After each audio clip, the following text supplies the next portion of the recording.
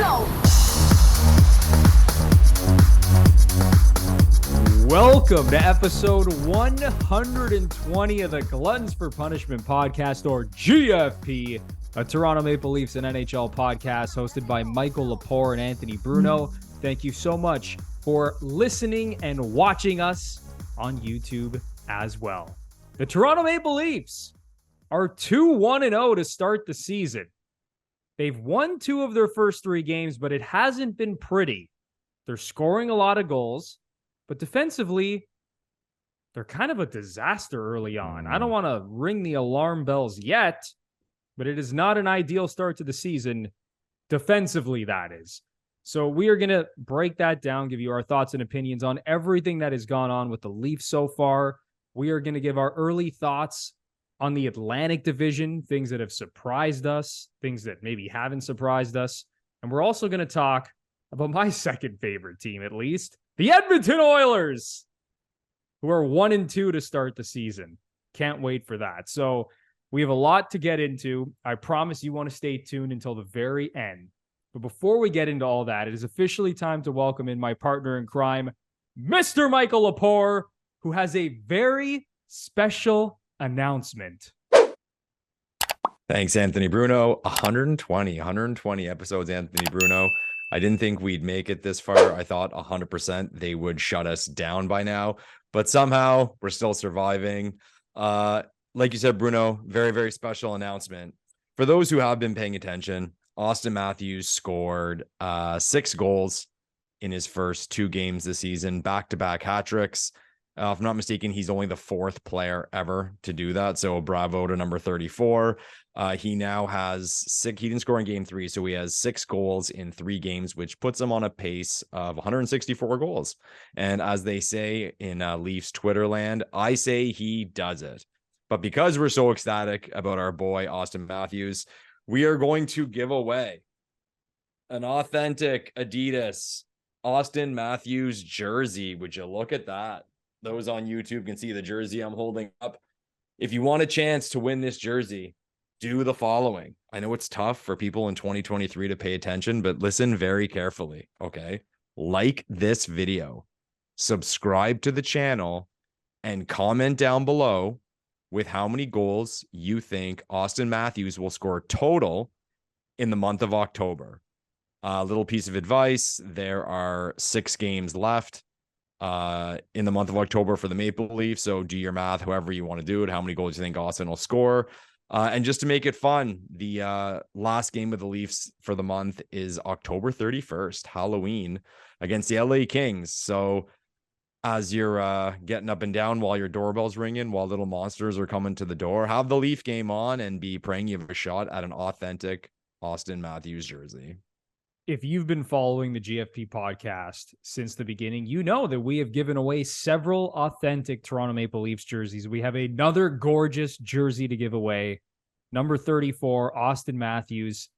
And ask anyone who's received a jersey from us. It's 100% legit. We love doing this. We've given away at least 3 to 4 jerseys at this point, Lepore, in the history of this podcast, if not more. 3 or 4, plus we did the mystery box, the Frameworth mystery box, Funko Pops, different stuff. Yeah. So we love giving things away. And as Lepore said, if you want a chance to win this authentic Auston Matthews jersey, you must like this video, subscribe to the channel, and then in the comments section down below, tell us how many goals Auston Matthews is going to score in October. And don't just say, I think he's going to score 13 goals. Like, give us a nice little spiel as to why you think he's going to score this many goals, a little breakdown, be creative. And then if you nail it and we really like your response in the comments section, then we will reach out to you and you're going to have a really good chance to win the jersey. So good luck to everybody. He has 6 goals in his first 3 games. And if you want to win it, you know exactly what to do. So we're very excited to give away another jersey here on the GFP podcast. All right. It is time to get into the hockey talk now. And of course, we're going to start things off with the Leafs. As I mentioned off the top, they're 2-1 in their first 3 games, but defensively, they've kind of been a disaster. I'll just go over some numbers here, Lepore. So offensively, The Leafs have been pretty good. They're tied for second in the NHL, averaging 4.33 goals per game. They have the number one power play in the league, also tied for first in that category. So offensively, I mean, they're putting the puck in the net. I don't even have to get into the advanced numbers. Just look at goals per game and power play. This team is scoring, but defensively, it's been a mess. 30th in the league in goals against per game. They've allowed 13 goals in 3 games. The Leafs are 31st in 5-on-5 goals against per 60, 23rd in 5-on-5 expected goals against per 60, and the goaltending has not been good either. 31st in the league in 5-on-5 save percentage. So the reason I spit out all these numbers, Lepore, is should we be concerned with how this team has looked defensively? I know they're scoring. I know Ryan Reeves is here and he's beating the shit out of people, and it looks like the culture's changing a little bit.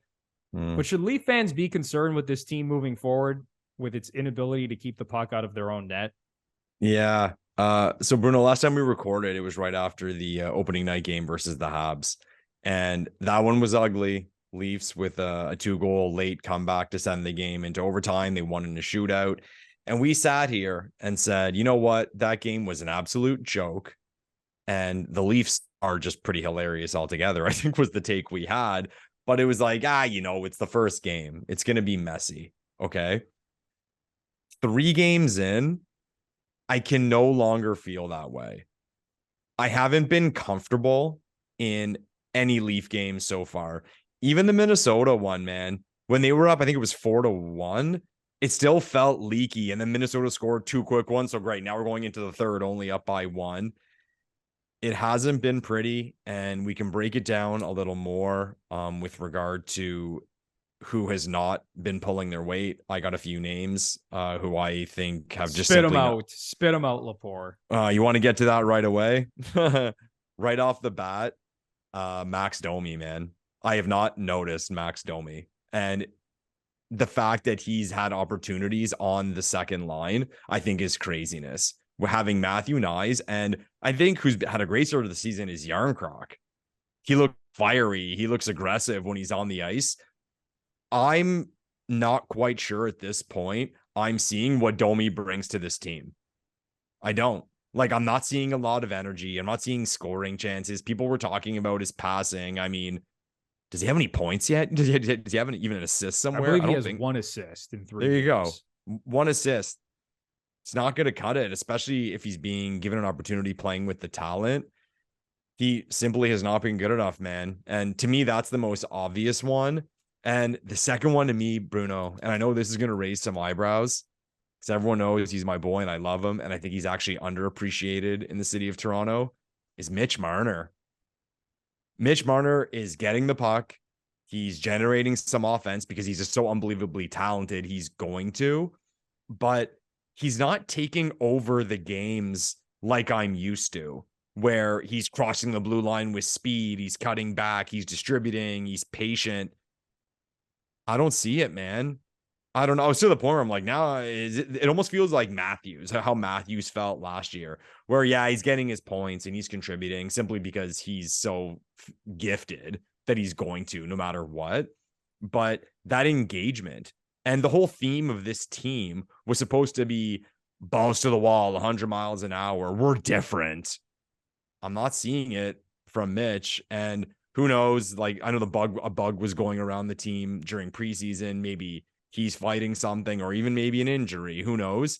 But all I can judge is what I see on the ice. And Marner's he's got to be better. He's got to be better. And people can say my expectations or standards are too high. No, it's okay for me to say that I expect a lot from Mitch Marner, and I expect him to be one of the best players on the ice every time he jumps over the boards. So at the very top, Marner's got to be better. Moving down to the depth, Domi's got to be something more than an absolute ghost. Okay. And as far as the D goes, no one's really jumped out to me. You tell me, Bruno, is there anyone you've circled as like, wow, he looks bad? I mean, in the first game, we had those giveaways, but as we talked about, those are fluke things. But in terms of actual positioning and zone play, I don't really know. One thing I will say, Bruno, okay, I just reminded myself, one thing I will say that has been absolutely horrific for the Toronto Maple Leafs through the first 3 games is their defensive gap control. Anyone who's played or coached hockey knows, okay, when they're crossing the blue line, you want to be at the red line. When you're crossing the red line, you want to be at the blue line, and you harness them in, right? Try to slow them down as they're coming in. The Leafs are giving way too much space in the neutral zone. You see how easily Chicago was just coming into the zone and creating pressure every time? I believe the Blackhawks had 16 scoring chances off the rush in that game. There you go. It just seemed as if they would cross the blue line, and like I said before, and I talked about Marner. Marner goes to the corner, he cuts in, he's patient. So you have to do something to create that space. We're giving them space. And it's been a trend in the first 3 games. So I'm not going to circle any defensemen individually, but collectively, they got to be better. And I'm shocked with Keefe being like what he's been defensively during his time in Toronto to not be like putting a fork through somebody's head. Because it's not good enough. Like this is minor hockey stuff. Gap control. It's not rocket science. Again, it's about harnessing speed, and they have not been good enough. So the easy question, am I concerned, Bruno? I am, because it's leaky and it feels loose. And we had very high expectations for this team before the season started. We expect this team to win the division. Full stop. It's their time. I expect this team to win the division. And one thing we can point to is that they haven't been playing well, and they're 2-1, and they could have won that game against Chicago. I mean, they could have lost the 2 games they won too, but people know the point I'm trying to make. If they were 3-0, would I be in this mood? I'd still have these things to point to, but I'm sure I'd be a little calmer. I just don't like it. I don't like the Leafs. Give me enough anxiety, Bruno. They've given me enough anxiety in my life that I don't need it. I don't need it to be enhanced every game by how poor they are in the neutral zone and in their own end. Listen, that's totally fair. I know it's only been 3 games and it's a very small sample size, but I'm also concerned because, as you said, heading into the season, we had massive expectations for this team. I essentially said it was a lock that they were going to win the Atlantic Division. I still think they're going to win the Atlantic Division, but to see how loose, as you put it, they've been defensively is very concerning. I do agree with you. Max Domi has not looked good. I will admit this. After the first game, I came on here and thought he was solid. I said that on the podcast. I thought he had a couple chances offensively. I thought it was a decent first game, but collectively over these first 3 games, you said it, man. He's been a ghost. I've barely noticed him. He's not engaged. He's not contributing, or he wasn't contributing anything to the second line. Now, Keefe has kind of juggled it a little bit with like the second and the third line. But Domi, man, he's got to be better. He was so good last year. He had a really good season. And then when he joined the Dallas Stars, he had 13 points in 19 playoff games. Like, he had a really strong resurgent season because Domi kind of went through a little bit of a lull where he just didn't seem like the same player. But last year he seemed rejuvenated. He's got to be better. I 100% agree with your Marner take and how it seems like Marner is starting this season exactly as Matthews started last season. Like, if you look at the numbers, Marner has 3 assists in 3 games. He hasn't scored yet. So, like, the points are there. It's a point per game technically, but he's not taking over games. And listen, Marner, he's going to have moments every game where he makes like an incredible pass. He does something that wows you, but he's not taking over games like he was a lot of the times last year. And Matthews, it's been the complete opposite. Like, Matthews has been dominant every single night. Even against Chicago, he had so many scoring chances. Like, he could have easily scored a couple goals against Chicago. The player who I think has just been fucking outstanding is William Nylander. Yeah, it's stupidity. Like, he looks unbelievable. Like, night to night, and this is even going back to last year in the playoffs, the regular season, there are so many nights where he looks like the best player on the ice. Better than Matthews, better than Marner, better than whoever else is on the other team. Like, he looks unbelievable, man. And you know me, like, I mean, same with you. We've been on the William Nylander bandwagon for a while, but the way that he's playing, and now that he's in this contract year, my God, I mean, pay the guy whatever the hell he wants at this point. And I said this so many times, be very careful what you wish for, because if the Leafs lose this guy, we're fucked.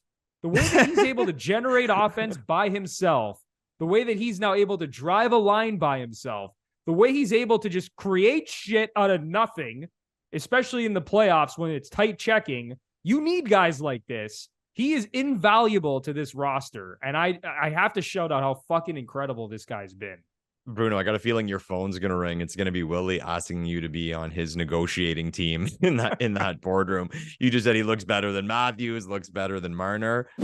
Gentlemen across GFP Nation, I have an urgent message for you. This episode is brought to you by MANSCAPED. The brand that took your balls to space is now launching them into the Ultra Sphere. Introducing the Lawnmower 5.0 Ultra, featuring a new cutting-edge design and next-generation dual skin-safe blade heads for different shaves. It's pretty much a spaceship to take your boys downstairs to the next level. Join the 9 million men worldwide who trust Manscaped with the brand new Lawnmower 5.0 Ultra by going to manscaped.com for 20% off and free shipping using our exclusive promo code GFP20. Manscaped just never disappoints, Lepore. Bruno, when I got the Lawnmower 4.0, I bragged to everybody. Everybody out there who's like, oh, is it just like a razor? Is it just like something you use on your face? Oh no. It was far superior, and I was very, very impressed. And those who know me well know that I'm a difficult man to impress. But I will say, I didn't think it was possible. I didn't think it was possible for something to come out even better than the Lawnmower 4.0, and Manscaped did it. The technology they added to the 5.0 is absolutely awesome. A lot more tools you can use. There's way more versatility. As Bruno said, manscaped.com, GFP20 for 20% off and free shipping. Manscaped is always taking things to the next level. They're always making you look and feel your best. And then, of course, because of that, you're going to perform your best. And I'm not kidding when I tell you that I love all of their products. Like these guys just never miss. And the Lawnmower 5.0 Ultra, it's an incredible experience. So please go to manscaped.com, use our code GFP20 for 20% off and free shipping. That is 20% off and free shipping at manscaped.com using our code GFP20. And it goes hand in hand with Willie. John Tavares has been very good. I mean, he's just, and Lepore, listen, I know we've talked about he's Mr. Point per game, and last year he had 80 points. Lepore, he's just not that good anymore, man. Oh, I think the opposite. I think he has looked good. You think Tavares has looked like, okay, so you think he's looked like, how good has Tavares looked in your opinion? Well, he's got what? I mean, again, points, but he's got 6 points in 3 games. So what do you really want? I mean, he's not going to be a dominant 5-on-5 player anymore. That's not going to be the case. And our power play has been clicking, and that's where he's going to succeed because the numbers show, and by that I mean the underlying numbers, that he's one of the best power play players in the NHL. But that's who he is, and that's what he can bring, and he's bringing it. I'm more referring to, it is what it is with Tavares and his contract, and people seem to forget that when you get a guy in free agency, it's an open market, so you're going to pay more. The cap didn't go up, the COVID stuff. What more can we ask from him? Really and truly. When he signed that contract, did we think in year 6 he'd still be driving offense 5-on-5 and have incredible underlying numbers at even strength? No, come on. In today's NHL, he's, I don't want to say old, but he's getting there. So I just think, like, I know what you're saying, Bruno, that for his money, yeah, you can say, oh, JT's got to be better. But for what we expect from him, I don't know what more you can ask for. And at least with Tavares, you can see that there's the effort and the drive every time he's on the ice, even if it's not as successful as some you other can't guys. Question that. The effort's always there with that guy. So I'm okay. I mean, you say you're not impressed, but I'm okay with how Tavares has looked. You are right. He does have 6 points in the first 3 games. Like, the production is there, and the production's always been there with John Tavares. Like, ever since he joined this team, he's essentially been a point per game player. He's produced at the same clip that he used to when he was a member of the Islanders. So I get it.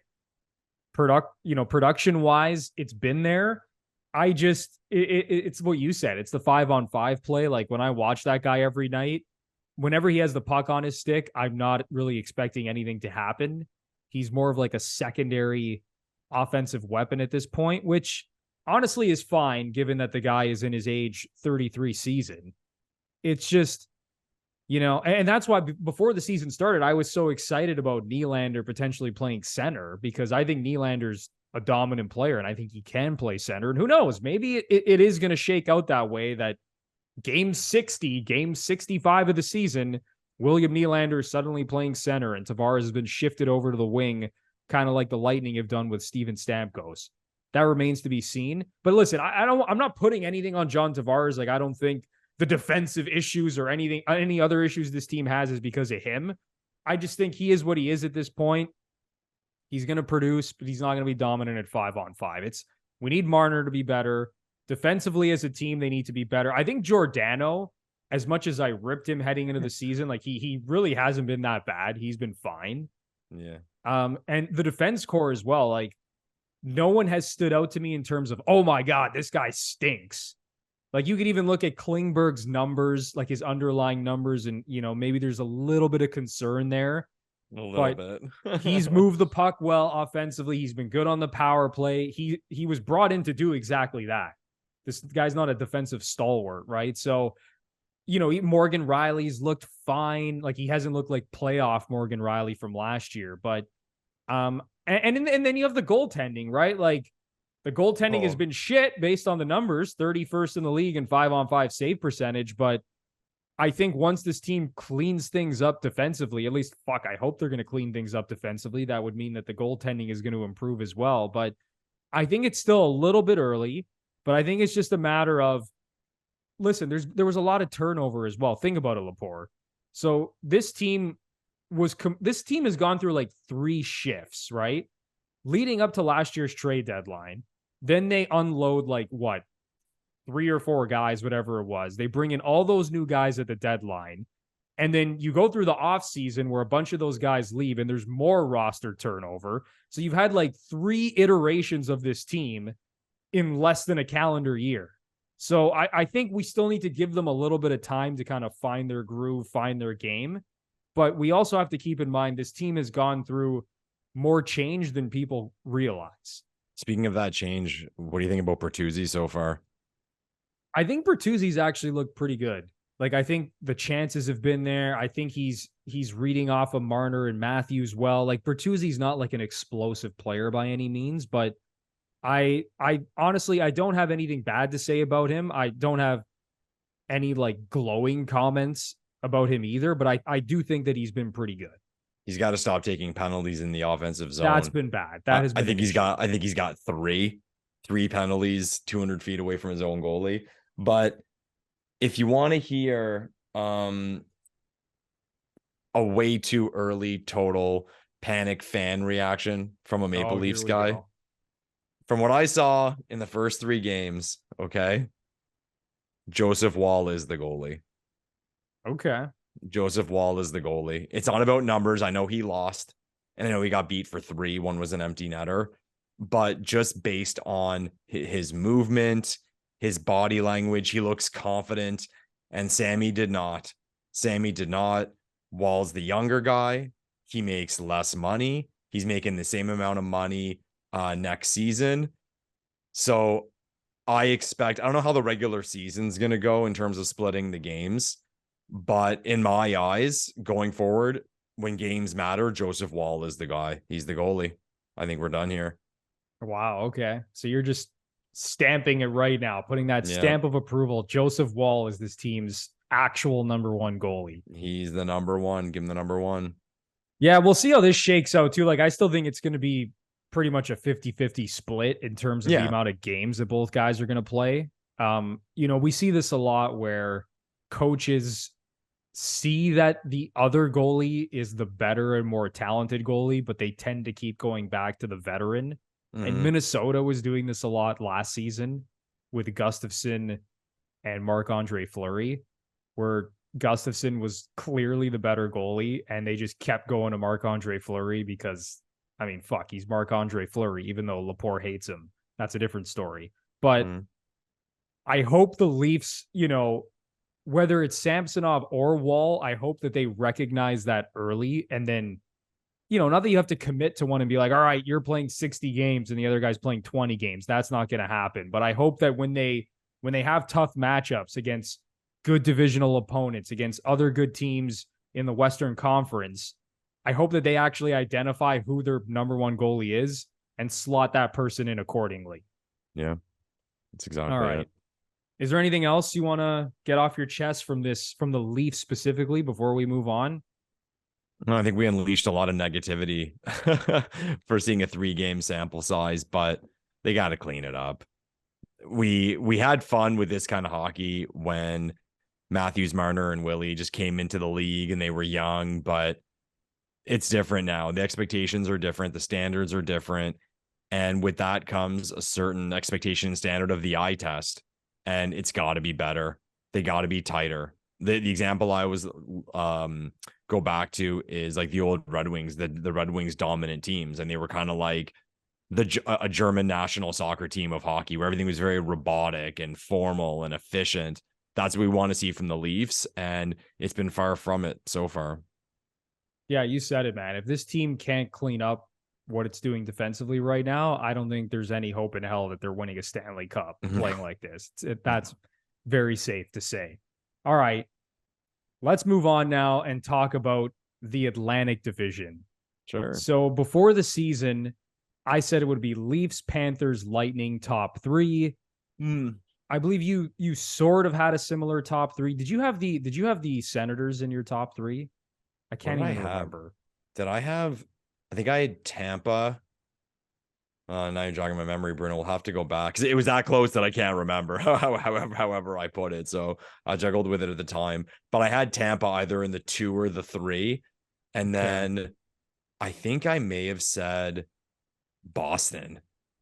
I think I may have said Tampa 2, Boston 3 is maybe what I said, but we'll have to go back. Either way, we thought that the Atlantic Division would play out, in a similar fashion to how it did last year. Through the first few games, it doesn't appear that way. And again, I know it's only 3 games. I want to shout out my cousin right now, my cousin Berto. Okay, he's a very loyal listener of this podcast. Berto. He might actually be our number 1 fan. I'm not even kidding. There you go. He loves this podcast. People are going to get upset when the winner of the Auston Matthews jersey is Berto from Woodbridge.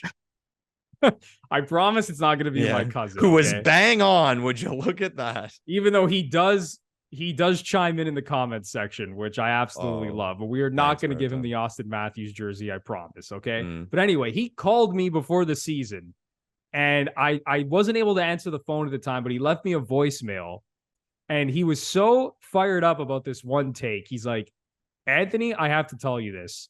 He goes, the Lightning are going to have a bad season. He said they're going to miss the playoffs and that John Cooper will not be back as head coach.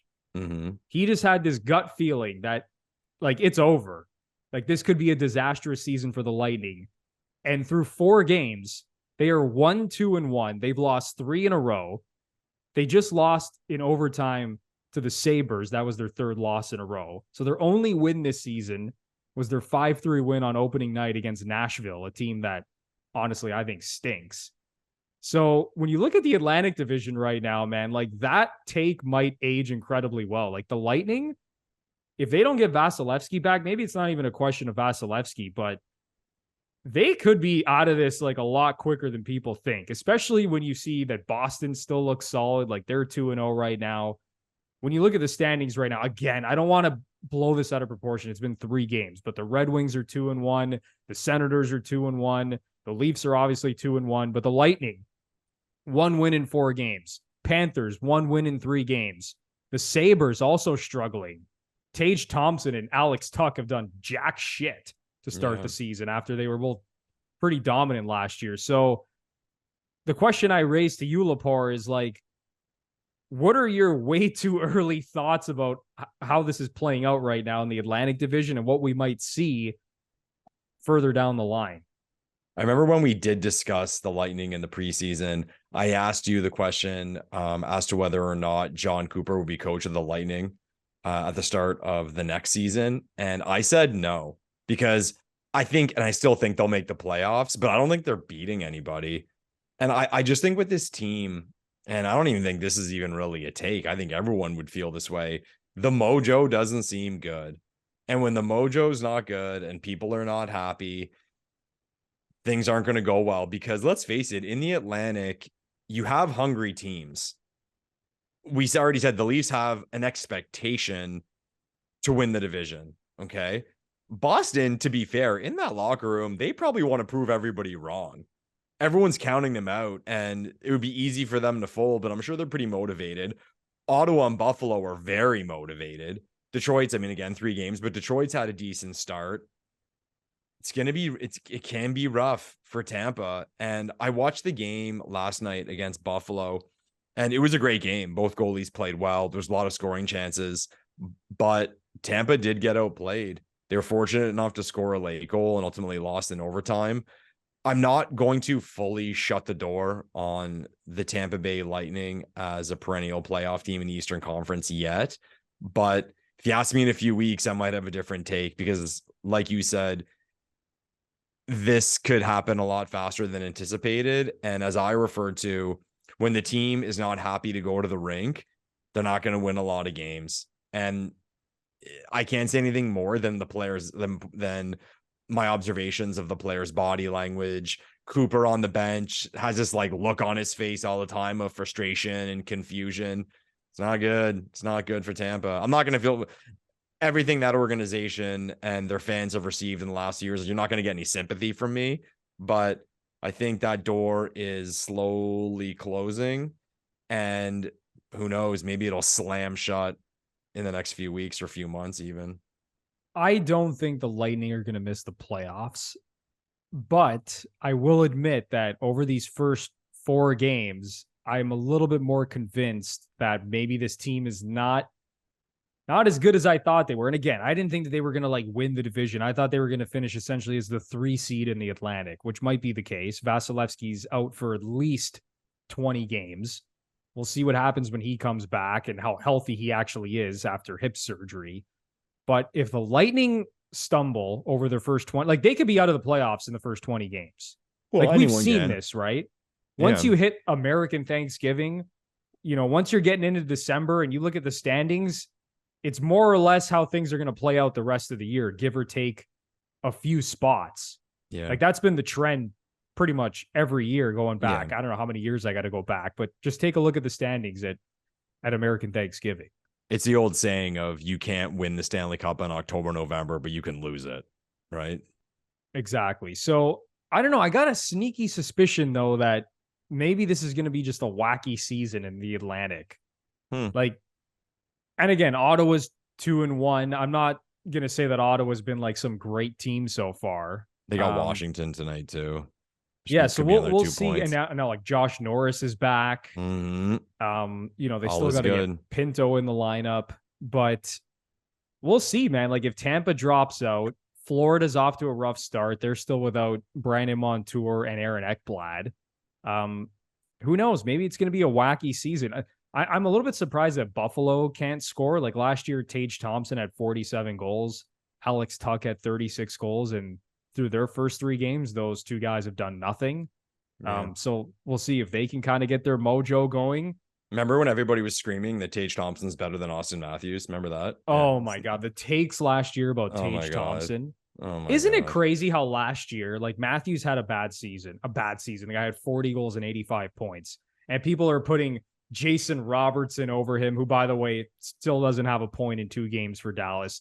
Putting Tage Thompson over him, saying that Matthew Tkachuk is better than Auston Matthews. Like just throwing all of these guys into the NHL's top 10, top 5 and being like, Matthews is done. 140-goal season. God forbid. Oh my goodness. People just like tossing him away like he's yesterday's news, and then comes into this season and buries 6 goals in the first 2 games and looks like an absolute monster every single night. I don't think there's anything else to really break down about the Atlantic. Like, do you think Detroit's actually going to be good? No. One thing that's going to be interesting to see, and as I mentioned, they have Washington tonight. I'm sure it has something to do with the Sweden trip, but something like, I think it's 15 of Ottawa's first 19 games are at home. I don't know which is great for them because they play very well at home. And that's a team that wants a hot start. Like, I don't know if I've ever seen anything like that. I mean, 15 of your first 19. So I know if I'm a Sens fan, I mean, they have to have a strong record at the end of those 19 games. And they were debating it on the radio, talking about how They were measuring, okay, what do they have to be at that point? Someone was saying, oh, a little over 500 or in a playoff spot. And one guy had the take, and I totally agree with him. No. They have to be like good at that point. They got to be a top 3 seed in the Atlantic after those first 19 games. And if the Leafs had 15 of their first 19 games at home, I'd say, well, no, at that point we have to be rocking. But it'll be interesting to see how it plays out. And hockey's wacky. Maybe they'll be 500 after 20 and then have an amazing record on the road. So that's yet to be seen. But this division, there was a lot of takes before the season about who's going to be good and who's going to jump in. It's anyone's guess. I don't think anyone can have a confident take in any team right now. Let us know down in the comments how you think the Atlantic Division is going to play out, and if your mind has been changed after watching these first few games. Yeah. All right. We got to talk about my second favorite team, the Edmonton Oilers. Oh, okay. The team I never talk bad about. The team that never frustrates me. It's just always sunshine and rainbows when it comes to Anthony Bruno and the Edmonton Oilers. More sunshine and rainbows as they're 1-2 to start the season. I mean, they kind of stink right now. Listen, I said this on the last show. I think half of Sportsnet's workforce picked the Edmonton Oilers to win the Stanley Cup this season. And I get it. They have the 2 best players in the world who are not only dominant in the regular season, they're both dominant playoff players. Mm-hmm. Especially Leon Draisaitl, who just doesn't get enough credit for how incredible he is in the playoffs. Like, think back 2 years ago when this guy was on one leg and just put up like 2 to 3 points a game. It was ridiculous. But anyway, they have the 2 best players in the world. They get off to a brutal start. They lose their first 2 games. They get blown out night 1, 8-1 to the Vancouver Canucks. They finally bounce back in game 3 with a 6-1 win over the terrible Nashville Predators. So it was a perfect get-right spot. They went 2 for 3 on the power play. Draisaitl and McDavid filled up the net. They filled up the score sheet. But man, this team, a team that everyone thought was right there, right on the cusp, they didn't do anything in the offseason of note. Basically what they sold to their fan base was, we're right on the cusp. We have the 2 best players in the world. And next year we're running it back with a full year of Matthias Ekholm, who last year appeared to settle things down defensively for that team. But their goaltending is still an issue. Defensively, they still have issues. And if this team doesn't fill up the net on the power play, they're just not very good. And on top of that, you look at the other teams in the division, especially Vegas, the defending Stanley Cup champions, who are very good defensively, are off to a great start this season. Just looking at the standings right now, through 4 games, Vegas 4-0, 15 goals for, 5 goals against, a +10 goal differential, Edmonton at -3. So right now, Vegas is +13 better than the Edmonton Oilers, who everyone just sort of penciled in to win the division. I even said the Oilers were going to win the division, for the love of God. But Lepore, what do you think about this Oilers team right now? No one expected them to get blown out on opening night, and we already talked about that game on our last show. But I don't think my opinions really changed, because I never had that opinion that this team was going to the promised land this season. I'll say it again. The Edmonton Oilers are a very good team, But actually, I sat back last night and I was flipping through the channels, on the Sportsnet now, you're going through the different games. And I watched Colorado versus Seattle and was going back and forth with the Vegas Dallas game. And just watching those teams, okay, it's a trend in the Western Conference, man. Those 4 teams are balanced. They're deep. Their defense engages. They can beat you different ways. They all seem pretty strong 5-on-5. I'd have to look at the overall numbers so far, but even going back to last year, these teams where they all sat with their 5-on-5 play. I'm going to say it right now, Bruno. I would not pick the Edmonton Oilers over any of those 4 teams in a 7-game playoff series. Wow. And that doesn't mean I wouldn't be rooting for the Oilers, because I love McDavid. I'd love to see that market do very well. But I just think it's the reality. I don't think their defense is good enough. They have issues in net. And there's just this reliance on McJesus and Draisaitl and this thought that their power play can get them out of anything. And I'll say it, even last night, I know they won 6-1, but they went 2 for 3 on the power play. And for those who watch the game, you see the score, 6-1, Edmonton killed them. Funny how we spent a lot of time shitting on him on this show. Jack Campbell was out of his mind in the first period. Unbelievable. I think he made 40 something saves total. There was one on a breakaway with his toe. He played very, very well. And they need more of that from him, obviously, if they want to get to where they want to be. But if it wasn't for him early on, who knows how that game would have gone. That all being said, I still think this team is going to win the division. I still think those two guys, there's not many guys in this league who can be relied on to go nuclear, and those guys can.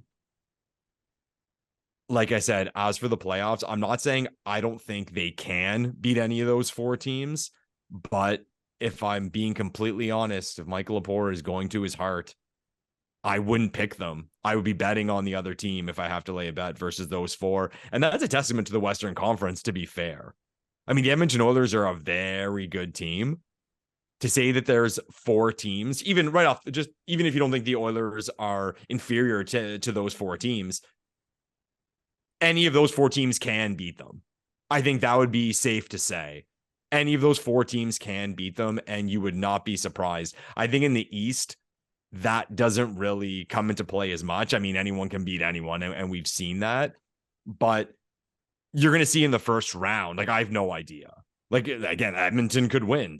They could lose to Seattle. So-and-so could beat Vegas. And again, it's a testament to the Western Conference. But I think the Oilers can beat these teams, but I ain't picking them from what I think of that lineup. At this point, seeing how they've played through these first 3 games, and even going back to what they displayed over the last few seasons, and how they've kind of fizzled out of the playoffs. Now, I get last year they lost to Vegas in 7 games in the second round. I believe it was 7 games. Correct me if I'm wrong. 6. Was it 6 games? Okay, it was 6 games. Yeah. The year before that, they got swept in the conference finals against the Colorado Avalanche and just looked like they weren't even in the same league as Colorado. Now, to be fair, Colorado was kind of in a league on its own the year that they won the Stanley Cup. That team was incredible. Yeah. But Edmonton still has the same issues. As I said, this team didn't do anything significant in the offseason, and it's not like the Leafs did either, for that matter, but the Leafs had more turnover than this team. Bringing in Max Domi, bringing in Tyler Bertuzzi, Ryan Reeves, John Klingberg. Now, say what you want about all those additions. Some might end up being bad. Some might end up being really good. We'll see. I don't think all 4 of those guys are going to have great seasons for the Leafs. But you look at Edmonton, and it's like I said, what was that management staff selling to not only the fan base, but the team itself? They were just all right, we're running it back with the same team, the exact same team that lost to Vegas in the second round, the exact same team that still doesn't have good goaltending, the exact same team who's not as good defensively as Vegas, Dallas, Colorado, go down the list. And now we're just hoping that because we have the 2 best players on the planet and we have a historically dominant power play, last season, the greatest power play in NHL history, everything's fine here. And then, like I said, half of Sportsnet's workforce picked the Oilers to win the Stanley Cup. This is their year. But what has really changed with this team? Nothing has changed with this team. And again, I've gone on the record in the past saying that this team is fraudulent. This team is not nearly as good as people think. I do think that over the last few years, this team has improved.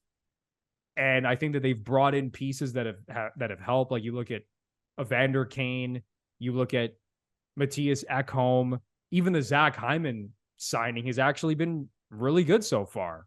I don't know how that's going to age, but so far it's been good. Despite all that, I'm still not sure this is a Stanley Cup contender.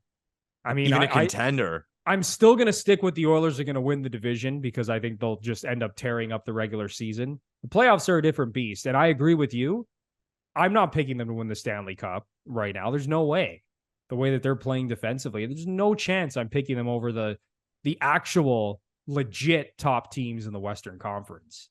Who would you pick right now to win the West? If I had to pick a team right now, Stanley Cup final. I still think Dallas is actually the most complete team. But I'm going to say, God, it's really tough because to me, it's Dallas, Vegas, and Colorado, I think, are like the class of the West. I will say, I'm going to say Colorado just because I think when they're fully healthy, I think they're the most explosive. Maybe they're not the deepest team, but I'll go with Colorado. Yeah, and they have the star power too, Yeah. right? Yeah, I'd probably say the same. I think I'd go with the Avs. Funny how there's still that thing in me of Vegas where I'm like, no one's gonna beat Vegas. Just maybe it's that recency bias of watching them in the playoffs just a few months ago and how much of a machine they were. But I'll pick Colorado, but I'm like you. Those two others wouldn't shock me. I think Seattle, like I complimented Seattle. I think them going all the way would be something, just compared to those other three teams. But yeah, I think it's A, B, or C: the Avalanche, the Knights, or the Stars. So as of now, we're not confident in either Edmonton or Toronto. Or Toronto. Yeah, to be clear, Oilers fans who are throwing stuff at their screens, we're not confident in the Toronto Maple Leafs right now at all, eh? Oh my God, this team. No, I'll be the first one to say, if someone asked me that question about the Toronto Maple Leafs and do people think the Leafs can win the cup? No. Not with the way they've looked so far and how all I can base it on is what I've seen. And these additions are new, but based on what I've seen, they're not good enough. No way. Way too leaky. And there's too many holes for this team to be considered a contender at this point. But you know what now? Like going back to the Eastern Conference before we close out this podcast, like I'm not even sure who's good right now in the East. That's my point compared to the West, man. Like the East, Carolina. like the Metro. Okay, Carolina's been solid. They're first in the Metro. And Carolina, listen, I say the same thing every year about that team. They're a really good team, well-oiled machine. They're deep. That team does not have the star power to win a cup. I'm sorry. They just don't. Like, go look at their center depth.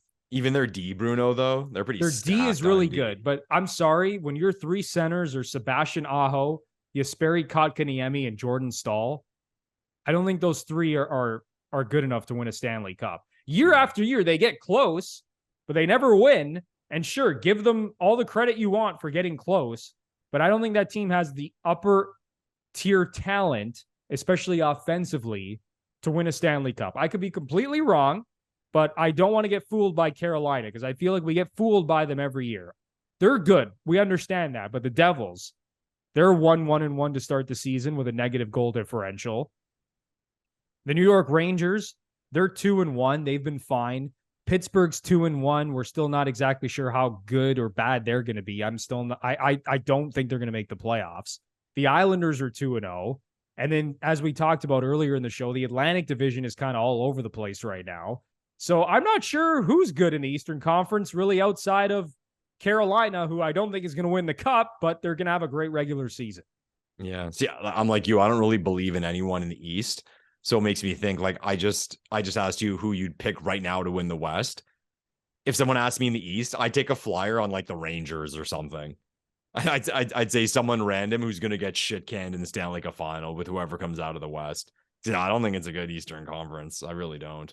And we've been on a run now where the Eastern Conference has been the better conference over the last like 5, 6, 7 years. And I know Vegas and Colorado just won the cup the last 2 seasons, but just overall, based on the regular season, the East has been the better conference.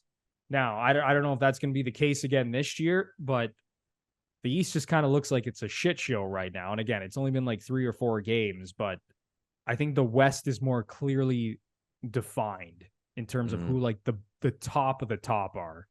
Anyway, For sure it is there anything else you want to get off your chest before we wrap up this podcast?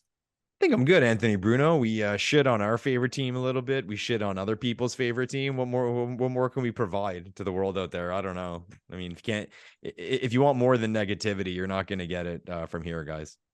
Yeah, no, Lepore said it. I mean, everyone hates on us for shitting on their favorite team. We shit on the Leafs on basically every episode of this podcast. We suck.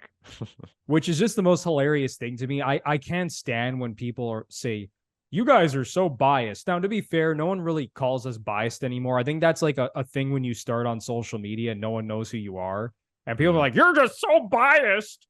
oh my God, you're such a homer with your blue colored glasses. That's the same like I've seen that comment so many times. All right, just stop saying that. Like we shit on the Leafs more than any other team. Like if you don't believe us, literally just listen to the first 25 minutes of this podcast.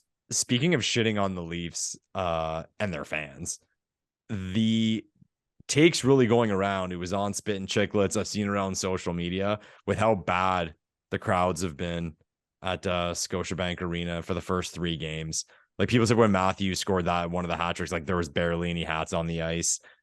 Biz and Wit, like I said on Spin Chicklets, were just totally shitting on Leafs fans. And to me, and it's the same answer I give everyone, I'm like, yeah, I wish our building in the regular season, for that matter, would be crazier. I wish you would get the real fans in there, but it's a sad reality of having the type of demand where you can charge $1,000 a ticket. And there's a certain type of person who's going to pay $1,000. And I don't think I'm coming out of left field when I say it's not the person that's going to have too many beers and go nuts and throw his hat when Auston Matthews scores a hat trick. I will say that I went to game 5 2 years ago against Tampa. Now, it was an incredible game. The Leafs won on a comeback, that late winner on the Marner Matthews 2-on-1. And I was in the upper bowl. It was bananas. It was absolutely bananas. I've never had so much fun at a hockey game. And a lot of that has to do with the fact the Leafs won. But hey, like people were going absolutely crazy. I think the thing is, too, that our fan base has been so shit kicked by this team for so long that, number one, it's hard for us to really get excited about anything. Okay. And number two, it has the opposite effect as well. We're always anxious and nervous that something really bad's going to happen. Like, okay, Auston Matthews scored 2 hat tricks in his first 2 games this season. Really and truly. Okay. Yeah. Leafs fans were excited about it and bragging about it. And it got lots of coverage. I almost feel that it would have been bigger had it been a star player on another Canadian team. And that's not a knock at them saying, oh, they would have been louder and more annoying than us. I just think for us, we're kind of like, who cares? you know what I mean? If Connor McDavid did this, everyone would have just...